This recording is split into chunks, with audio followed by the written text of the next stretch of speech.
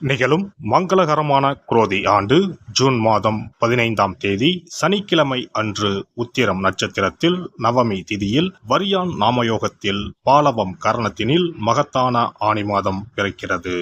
சூரியன் மிதுனம் ராசியில் சஞ்சரிக்கும் மாதம் ஆனி மாதமாகும். உத்தராயணத்தின் கடைசி மாதமாகும். ஆன்மீக சிறப்புகள் கொண்ட மாதம் இதுவாகும். இம்மாத கிரகநிலைகள் என எடுத்துக்கொண்டால் மேசராசியில் செவ்வாய் பகவான் ஆட்சி பலத்துடன் உள்ளார். ரிஷபராசியில் குரு பகவானும், மிதுன ராசியில் சூரிய பகவானும், சுக்கிர பகவானும், புதன் பகவானும் இணைந்துள்ளனர். கன்னி ராசியில் கேது பகவானும், கும்பராசியில் சனி பகவானும், மீன ராசியில் ராகு பகவானும் உள்ளனர். இம்மாத கிரக பயிற்சி என பார்த்தால் ஆனி மாதம் 15ஆம் தேதி மிதுன ராசியில் ஆட்சி பலம் பெற்ற புதன் பகவான் கடகராசிக்கு பயிற்சியாகிறார். ஆனி மாதம் 16ஆம் தேதி சனி பகவான் வக்கர பயிற்சி அடைகின்றார். ஆனி மாதம் 23ஆம் தேதி சுக்கிர பகவான் கடகராசிக்கும், ஆனி மாதம் 28ஆம் தேதி செவ்வாய் பகவான் மேசராசியில் இருந்து ரிஷபராசிக்கும் பயிற்சி அடைகின்றனர். இந்த கிரக அமைப்பினால் உங்கள் வாழ்வில் இம்மாதம் ஏற்படக்கூடிய மாற்றங்கள் என்னென்ன என்பதனையும், ஏதாவது அசுப பலன் ஏற்பட்டால் ராசிக்காரர்கள் செய்ய வேண்டிய பரிகாரம் என்ன என்பதனை பற்றியும் காண்போம்.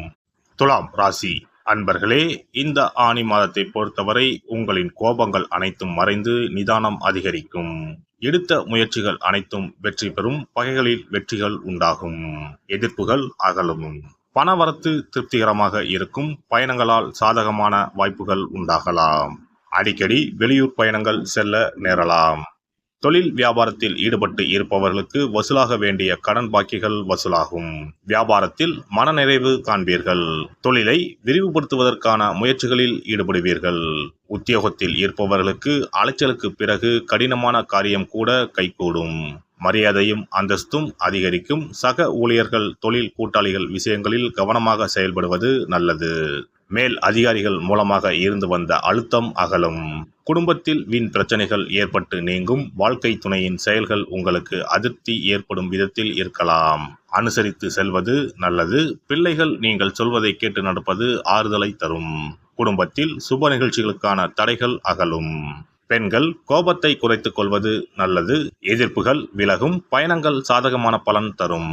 அரசியல்வாதிகளின் பதவிகளுக்கு நெருங்கிய நண்பர்கள் மூலமாகவே சில இடையூறுகள் ஏற்படலாம். அதனால் எவரிடமும் மனம் திறந்து பேச வேண்டாம். மற்றபடி தொண்டர்கள் உங்கள் பேச்சை கேட்டு நடப்பதால் உற்சாகம் அடைவீர்கள். உங்கள் செயல்களை நேர்த்தியாக செய்வீர்கள். கலைத்துறையினரை பொறுத்தவரை வாய்ப்புகள் சுமாராகவே இருக்கும். ரசிகர்களின் ஆதரவும் எதிர்பார்க்கும் அளவுக்கு இருக்காது. புகழை தக்க வைத்துக் கொள்ள சீரிய முயற்சிகளை மேற்கொள்ள வேண்டியிருக்கும். மாணவர்கள் சக மாணவர்களிடமும் நண்பர்களிடமும் கோபப்படாமல் சாதுரியமாக பேசுவது நன்மை தரும். கல்வியில் வெற்றி பெற கூடுதல் நேரம் ஒதுக்கி படிப்பது நல்லது. நட்சத்திர பலன்கள். சித்திரை நட்சத்திரம். இந்த மாதம் உடல் ஆரோக்கியம் அடையும். மனக்கவலை நீங்கும். எல்லா வகையிலும் லாபம் கிடைக்கும். வாக்கு வன்மையால் எதுவும் சாதகமாக நடக்கும். நல்ல சிந்தனை உண்டாகும். அறிவுத்திறன் அதிகரிக்கும். சில நேரங்களில் மற்றவர்கள் பேசுவதை தவறாக புரிந்து கொள்ள நேரலாம். மனோதைரியம் அதிகரிக்கும். சுவாதி நட்சத்திரம். இந்த மாதம் குடும்பத்தில் இருந்த பிரச்சனைகள் குறையும். உறவினர்கள் மூலம் நன்மைகள் உண்டாகும். கணவன் மனைவிக்கு இடையே இருந்த மன வருத்தங்கள் நீங்கும். பிள்ளைகள் மூலம் பெருமை கிடைக்க பெறுவீர்கள். மனதில் மகிழ்ச்சி உண்டாகும். பிரச்சனைகள் இருந்தாலும் அமைதிக்கு குறைவிருக்காது. நிம்மதியான உறக்கம் கிடைக்கும். விசாகம் நட்சத்திரம். இந்த மாதம் சிலர் வேலை நிமித்தமாக வெளியூர் செல்ல வேண்டி வரலாம். கடன் தொல்லை கொஞ்சம் கொஞ்சமாக குறையும். பயணம் செய்யும் போது உங்களது உடைமைகளை பத்திரமாக பார்த்து கொள்ளவும். தொழில் வியாபாரம் சிறப்பாக நடக்கும். போட்டிகள் குறையும். புதிய வாடிக்கையாளர்கள் கிடைப்பார்கள். வெள்ளிக்கிழமையில் பெருமாள் கோவிலில் தாயாருக்கு தீபம் ஏற்றி வணங்க எதிர்பார்த்த காரியங்கள் நன்றாக நடந்து முடியும். பணவரத்து கூடும். சிறப்பு தொகுப்பு. கழுத்தை நெரிக்கும் கடன் பிரச்சனையால் கஷ்டப்படுபவர்களுக்கு எளிய பரிகாரங்கள் உள்ளன. ருண, ரோக, சத்ரு இந்த மூன்றுமே மனிதர்களை வெல்லக்கொள்ளும். அதிலும் கடன் பிரச்சனை கவலையை ஏற்படுத்தி மனிதர்களை கலங்க வைத்துக் கொள்ளும். கடன் பிரச்சனையால் கஷ்டப்படுபவர்களுக்கு எளிய பரிகாரங்கள் உள்ளன. இந்த எளிய பரிகாரங்களை நம்பிக்கையோடு செய்தால் நிச்சயம் பலன் கிடைக்கும். ஒருவரின் ஜாதகத்தில் 6ஆம் இடம் கடன் ஸ்தானத்தை குறிக்கும். கடன் பிரச்சனையால் இன்றைக்கு பலரும் தற்கொலை செய்து கொள்கின்றனர். சக்கரத்தாழ்வார் அருள் இருந்தால் கண்டிப்பாக கடன் பிரச்சனைகள் நீங்கும். பெருமாள் கோவிலுக்கு சென்று சனி மற்றும் புதன் கிழமைகளில் சக்கரத்தாழ்வார் சன்னதியில் துளசி மாலை சாற்றி 12 முறை வலம் வர வேண்டும். ஒவ்வொரு முறை வலம் வரும் பொழுதும் கடன் தீர்வதற்கு மனமுருக நம்பிக்கையோடு வேண்டிக் கொள்ள வேண்டும். தொடர்ந்து 12 வாரங்கள் செய்தாலே கடன் பிரச்சனை தீர்ந்து மன நிம்மதி ஏற்படும். மேசராசியில் பிறந்தவர்கள் தயிரை கொண்டு இனிப்பு பலகாரம் செய்து ஒவ்வொரு வெள்ளிக்கிழமையும் மாலை வேளையில் பசுவுக்கு கொடுத்து வர கடன் பிரச்சனைகள் தீரும். விருச்சிக ராசியில் பிறந்தவர்கள் ஞாயிற்றுக்கிழமை அன்று லட்சுமி நரசிம்மருக்கு காய்ச்சிய பசும்பால் அல்லது பானகத்தை பிரசாதமாக வைக்க வேண்டும். 48 நாட்கள் இந்த பூஜையை செய்தால் கடன் தொல்லையில் இருந்து விடுபடலாம். ரிஷபராசியில் பிறந்தவர்கள் ஜவ்வரிசி கொண்டு இனிப்பு தயாரித்து அதை வெள்ளிக்கிழமை என்று பசுவிற்கு மாலை வேளையில் கொடுத்து வர கடன்கள் அடைந்து சுகம் பெறலாம்.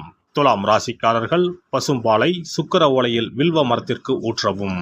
24 வெள்ளிக்கிழமை செய்திட நிச்சயமாக கடன் தீரும்.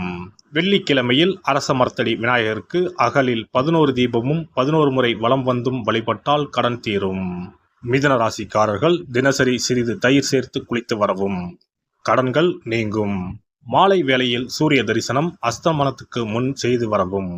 கன்னி ராசிக்காரர்கள் சனிக்கிழமைகளில் உளுந்து வடை தானம் செய்யவும். அதை நீங்கள் உண்ணக்கூடாது. மேலும் துளசிக்கு தினசரி நீர் வார்த்து ஒரு மண் அகலில் நல்லெண்ணெய் விளக்கேற்றி வைக்க ருண நிவாரணம் பெறலாம். கடகராசிக்காரர்கள் ஒவ்வொரு ஞாயிறும் சிறிது வெள்ளக்கட்டியை ஓடும் நீரில் விடவும். கடன்கள் வெள்ளம் போல கரைந்துவிடும். சிம்ம ராசியில் பிறந்தவர்கள் ஒவ்வொரு சனிக்கிழமையும் அரச மரத்தடியில் மண் அகலில் நல்லெண்ணெய் ஊற்றி கருப்பு திரி கொண்டு 8 விளக்குகள் ஏற்றி வர கடன்கள் அழிய வழி பிறக்கும். மகர ராசிக்காரர்கள் சனிக்கிழமைகளில் எள்ளுருண்டை செய்து பலருக்கு தானமாய் கொடுத்து வர கடன் தொல்லைகள் நீங்கும். கும்பராசிக்காரர்கள் வியாழன் மாலை 6 மணிக்கு குங்குமப்பூ சேர்த்த பாதாம் கீர் செய்து மகா விஷ்ணுவுக்கு நிவேதனம் செய்து முதலில் தான் அறிந்துவிட்டு பின்பு மற்றவருக்கும் தானமாய் கொடுத்து வர கடன்கள் மலமளவென அடைபடும். தனுசு ராசிக்காரர்கள் செவ்வாய்க்கிழமைகளில் ஆலய பணிகளுக்கு செங்கல்கள் முடிந்த அளவு வாங்கி கொடுக்க கடன்கள் அடைந்து நிம்மதி பெறலாம். மீன ராசிக்காரர்கள் செவ்வாய்க்கிழமை அன்று மதியமோ இரவோ நோயாளிகளுக்கு சப்பாத்தியை தானமாக கொடுத்து வர கடன்கள் வேகமாக அடைய ஆரம்பிக்கும். குறைந்தது 9 சப்பாத்திகள் கொடுப்பது நல்லது. செவ்வாய் பகவானை மனதார நினைத்துக் கொள்வது நலம் தரும். பௌர்ணமி நாளில் குலதெய்வத்திற்கு படையலிட்டு வழிபடுவது சிறப்பு. குலதெய்வ படம் இல்லாதவர்களும் குலதெய்வம் பற்றி தெரியாதவர்களும் 5 முக குத்து விளக்கை பூஜை அறையில் ஏற்றி வைத்து படையல் போட்டு கற்பூர ஆரத்தி காட்டி கடன் பிரச்சனை நீங்க மனதார வேண்டிக் கொள்ளலாம். இவ்வாறாக 9 பௌர்ணமிகள் விடாமல் இந்த பரிகாரம் செய்ய கடன் தொல்லைகள் எளிதாக தீர்ந்துவிடும். கடன் தீர்வதற்கான வழிகளும் கிடைக்கும். இந்த பரிகாரத்தை அனைத்து ராசிக்காரர்களும் செய்யலாம். எல்லாம் வல்ல இறையருளால் நீங்களும் உங்கள் அன்பு குடும்பமும் உடல் நலம், நீலாயுள், நிறை செல்வம், உயர் புகழ், மெய்ஞானம் ஓங்கி வாழ்க வளமுடன்.